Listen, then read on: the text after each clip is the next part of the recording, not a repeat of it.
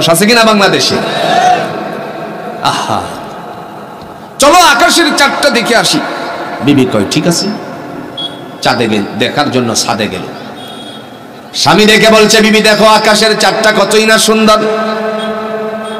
বিবি বলে তোমার চোখে আকাশের চাঁদ কত সুন্দর, যাই সুন্দর হোক না কেন আমি বলে দিলাম আকাশের চাঁদের চেয়ে আমি বেশি সুন্দর। স্বামী কয় বুঝেন না, একটা কে হি আসেনি আমার ময়মনসিংহের ভাষাটা, একটা কে হি আছে কিনা কই, একটা কে হি মারছে আজি মাইরিয়া কইতাছে এতে খুব সুন্দর, লাইটটারে বন্ধ করে দিলে বাতিটা নিবাইয়া দিলে পরে তারা খুব যখন যেত না হে কই আর আসমানে চাঁদ দেখতে বলে সুন্দর। এই কথা শোনার পরে বিবির মনে এত আপনার দুঃখ জন্মালো, বাদশার এই ছাদ থেকে নেমে নিজের রুমে চলে গেল। গিয়ে মনে মনে চিন্তা করলো বাদশারে কেমনে বোঝানো যায় আমি আকাশের চাঁদের চেয়ে সুন্দর। হঠাৎ করে বুদ্ধি ঢুকে গেল মাথার মধ্যে, ইমাম সাহেবরে ডাকি। ইমাম সাহেবকে ডাকালো, বললেন ফজরের নামাজ পড়াবেন নাকি? তিনি বলেন ইনশাআল্লাহ। যদি ফজরের নামাজ আপনি পড়ান তাহলে দয়া করে আপনি ফজরের নামাজের প্রথম রাকাতে সূরাতুত তিন তেলাওয়াত করবেন। রানীকে ইমাম সাহেব বললেন ফজরের সালাত আদায় করার কিছু সুন্নাহ তরিকা আছে। আল্লাহর নবী বলেছেন এই ফজরের নামাজের মধ্যে লম্বা সূরা পড়া লাগে, বড় সূরা পড়া লাগে। একটু সহজে বোঝার জন্য বলছি, ভেঙে ভেঙে বললাম। কিন্তু আপনি বললেন ছোট্ট সূরা পড়তে, এটা কি করে সম্ভব? আল্লাহ পাক রব্বুল আলামিনের বান্দী বললেন আমি যেইভাবে বলছি সেইভাবে আপনি করুন। ইমাম সাহেব চিন্তা করলেন বেশি কিছু বললে পরে চাকরি কথা বক্কা, এই চিন্তা চেতনা করেন।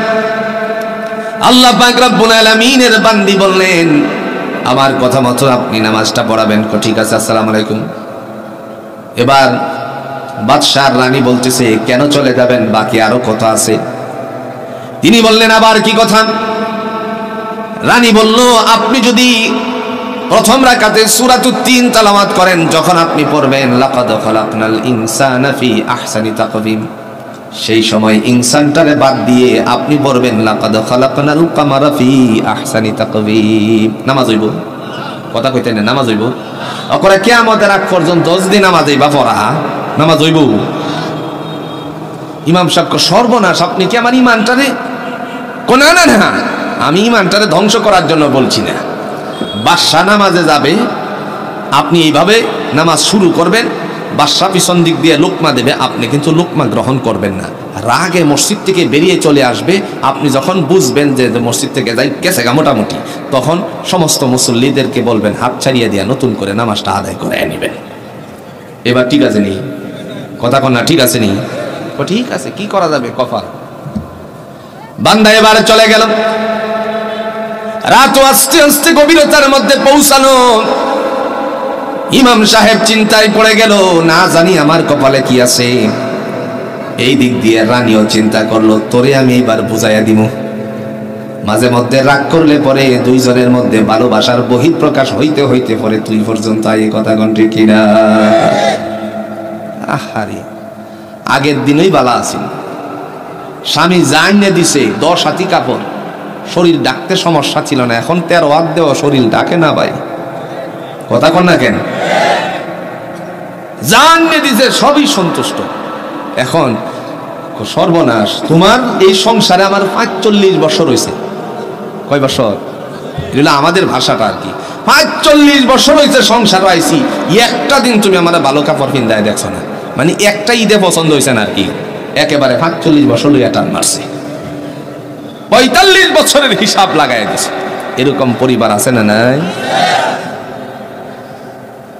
এবার মনে মনে চিন্তা করে এটা বাদশারে তোর বলে না, দুইজন দুই কামরায়। রাত আস্তে আস্তে করে ফজরের দিকে যখন অগ্রসর হলো, মুয়াজ্জিনের কণ্ঠ থেকে আজানের ধ্বনি উচ্চারিত হলো। মুয়াজ্জিন সাহেব আর আজান শেষ, সময় মতো বাদশা উজু করে ইস্তেঞ্জা সেরে উজু করে চলে গেল মসজিদে। মসজিদে যাওয়ার পর এবার বাদশা বলে ইমাম সাহেব আছেন? ইমাম সাহেব তো আগে থেকে রেডি আছেই তো। সময় মতো ইকামত হলো, তিনি নামাজের বিছানায় গেল। ইকামত শেষ, নামাজ শুরু হয়েছে। সূরাতুল ফাতিহা মানে তাকবীরে তাহরিমার পরে, সানার পরে তিনি যখন সূরাতুল ফাতিহা কমপ্লিট করেন, এরপরে ধরছে ওয়াত-তিনি ওয়াজ-যাইতুনি ওয়া তুরি সিনিন ওয়া হাযাল বালাদিল আমিন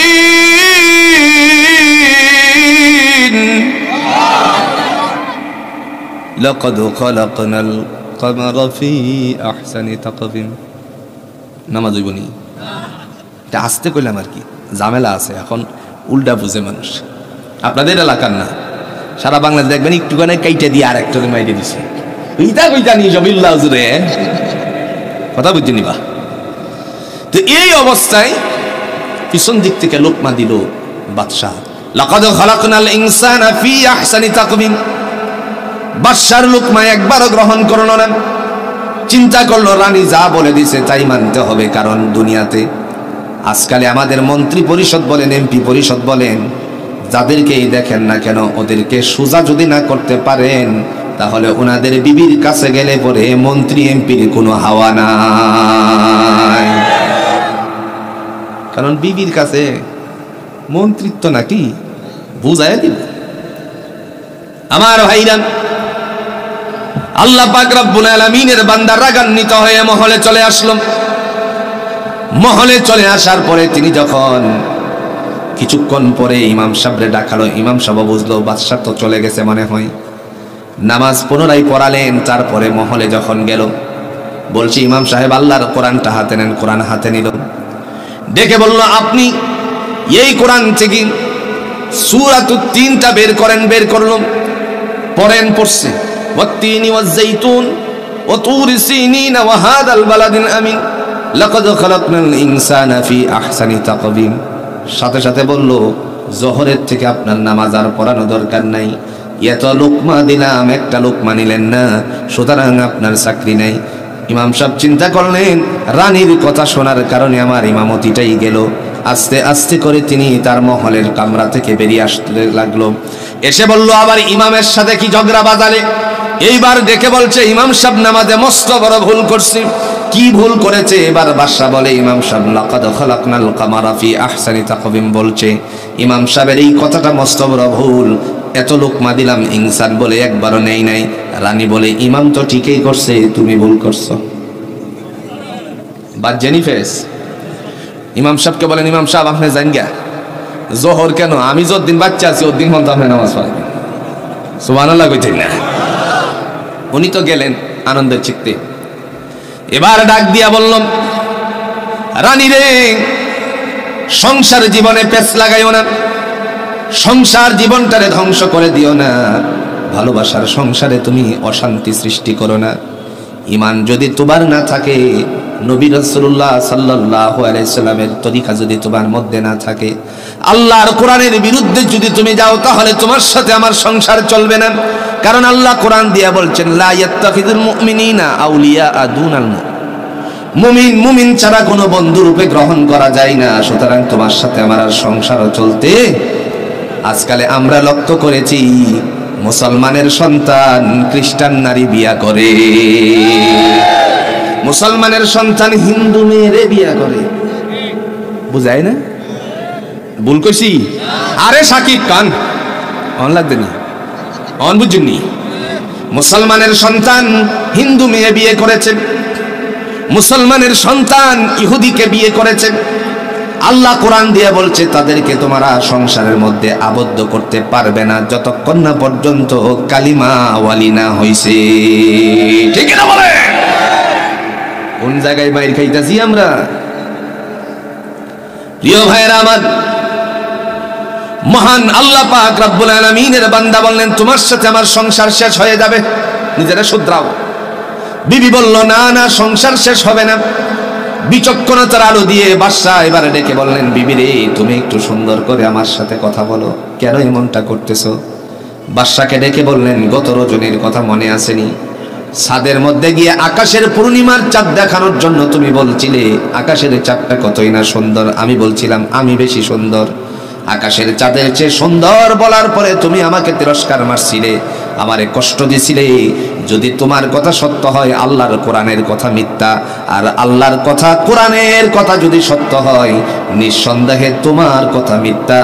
কারণ আমার আল্লাহ বলছেন লাকাদ খালাকনাল ইনসানা ফি আহসানি তাকবীম, আমি মানুষকে অত্যন্ত সুন্দর করে বানিয়েছি। আর একটু আস্তে কোন সুবহানাল্লাহ।